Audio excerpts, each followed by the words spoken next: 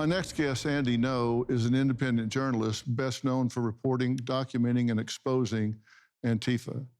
He says there are commonalities in tactics, propaganda, and lawfare across several societal movements within the past decade. This Gaza uprising, it doesn't just stand on its own. It's built on top of the BLM Antifa riots from 4 years ago. Before that, it builds on top of the Occupy movement. I am a New York Times best-selling journalist. My book, Unmasked, it explored the riots that occurred after George Floyd died.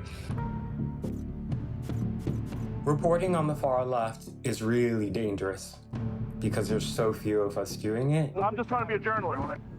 And in 2019, I was beaten by a mob severely, and I was hospitalized with a brain hemorrhage. A lot of the militants hate Israel because they view Israel as a colonial settler project of the United States. The common enemy they see is our country and people like you and I who would dare to stand up to their violent extremist agenda. Well, Andy, it's good to see you again. Thank you. This has gotten really personal with you. Antifa has actually tried to kill you on 2 different occasions. What are you saying is so threatening to them?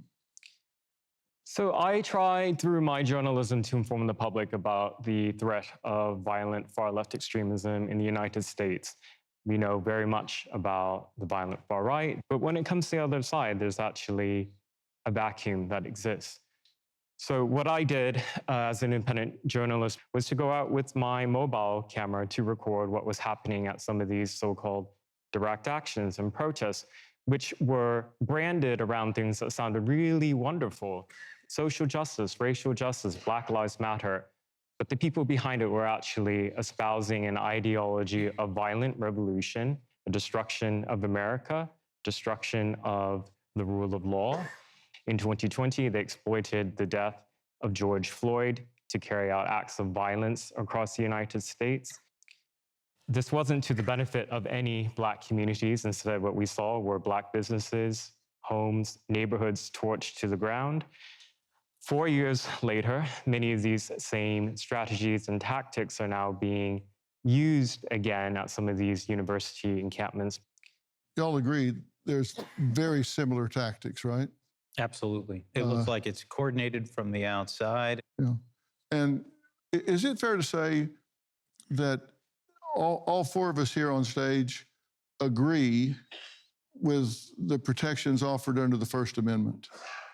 Yes. People have the right to say what they want to say, so long as it's within the bounds of the First Amendment. You can't incite others to violence. You can't lie. And these groups on campus that are being agitated and led by outsiders are doing exactly that. I was on the UCLA campus when they took down that encampment and interviewed Jewish students getting encircled on campus by these pro-Palestinian students. They would link arms and make circles around. They'd block them where they couldn't go to their classes. They were shoving them, pushing them, assaulting them, tearing their books away from them, and putting up all these banners, death to Jews, drawing stars of David on the ground, stomp here to kill a Jew, just all of these things that are intimidation.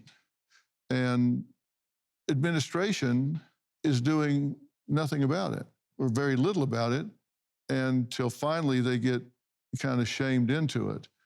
And my problem is these administrators and faculty members, some of them are right in there with them, in the encampments and the demonstrations with them, but they're not teaching critical thinking. They're not teaching these kids to say, wait a minute, where are you from? I don't know you, and how does this make sense? Let's unpack this and see what it is you're asking me to support. Why is that not being taught? Because there's been institutional capture of American universities. This has been a long-time project of the far left. Many of the radical revolutionary terrorists of the 60s and 70s, after they were convicted and spent time in prison for their organized crimes, went on to become academics.